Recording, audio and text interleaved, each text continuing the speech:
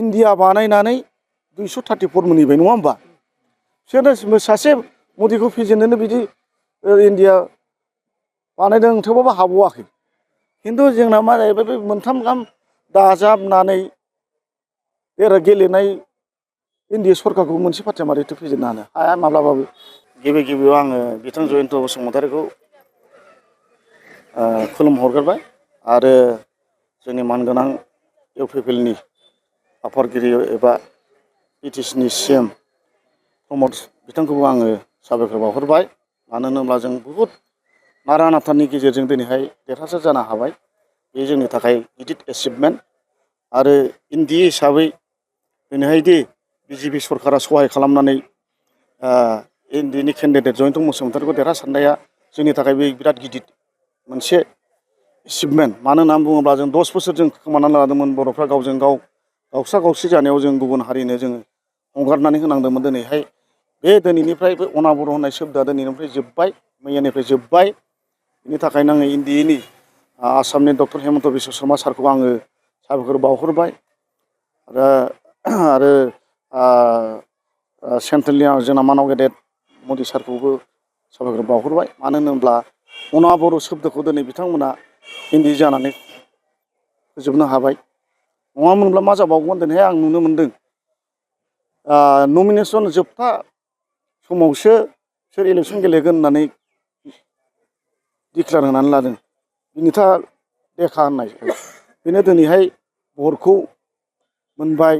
94,000 सामथिं भट मोनबावदों होनब्ला बेफोरखौ नायोब्ला हयथ' जोङो बर'आ खौसे जानाया दरखार दं होननानै आं सानो आरोखि खौसे जायोब्ला जोङो जेब्लायबो जोङो मा होनो जोङो बे एमपि सिटखौ जों मोनबाय थागोन आरोखि खिन्थु बर'आनो बयबो कंग्रेस बयबो इन्डिपेन्डेन्ट बयबो माबा गेलेबाय थायोबा जों खिन्थु आरो गोमाना लाबावगोन नेक्स्टआव ओंखायनो सेक्रिफाइस खालामलायनांगौ जोङो एमपिनि बेलायाव जिहेतु एमपिआ मोनसे गिदिर मोनसे पस्ट सेन्ट्रेलाव थानानै जों गोबां खोथा बुंनो हायो जाथिनि थाखाय हारिनि थाखाय बे खोथाफोरखौ जाहाथे बुंनो दाहाथों होननानैनो गुबुन हारिया एमपिआव भट होआ खम होयो दिनै खिन्थु बिजेपिनि नाजानाय इन्डियानि नाजानायाव दिनै गुबुन हारिफ्राबो बायद' जानांदों भटखौ होनो बिनि थाखायनो आङो इन्डियानि साफ्रोमबो दैदेनगिरि बिथांमोनखौ गोसो गोरबोसिनिफ्राय साबायखर बावहरो आरो बिपिएफआ हारसिं दोलो हिसाबैनो गोबांथार दङ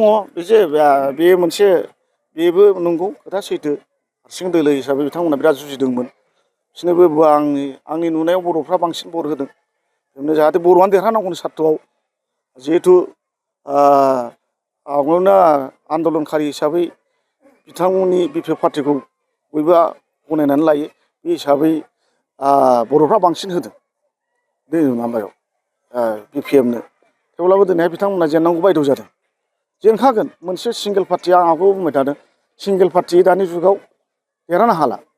नों नायनानै बुंदो कंग्रेसआ सेन्ट्रेलाव 99थाल' माबा मोनदों सिट मोनदों 99थाल'सो मोनदों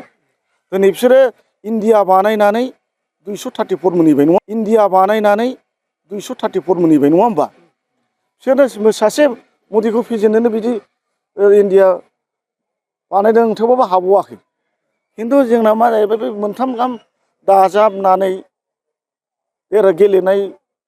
इन्डिया सरकारखौ मोनसे पार्टिया मारैथो फेजेननो हाया माब्लाबाबो बे हिसाबै बिथांमोना जेननांगौ बायद' जादों जिहेथु गोबां भट लानानै देरहासार जागोन बिपिएफ हिसाबै नायोबा नैबे क'क्राझारनि आंथ' सिगाङावनो मिथिखायो बिपिएफआ देरहा होननानै आं आवगायावनो गोबां मानसिफोरनि सिगाङाव बुंदों 50निफ्राय 70 50 बा 40 हाजार भटआव इउपिपिएलआ देरहानाया 100% खाथां होननानै आं गोबां मानसिनि सिगाङाव बुंखादों गोबां मानसि आंनाव सोंहरदों सोर देरहागोन आं बुंदों इन्डिया देरहागोन जयन्त देरहागोन मार्जिना बारा जानाय नङा 40-50 बिदियावनो देरहागोन बे आं 35सिम लादोंमोन आरोखि 35 to 50सिमनि गेजेराव देरहागोन होननानै आं मानसिफोरखौ बुंबाय थाखादोंमोन आरोखि जामारबायबो देरहामारबाय दिनैहाय जोंनि थाखाय बे बिराद गिदिर एचिभमेन्ट मोनसे गुबुन हारि होनायाव दिनै जों बर'आ देरहाबाय दा माथो गाज्रि जाखो बर'आनो थांबाय ना नङा होमबा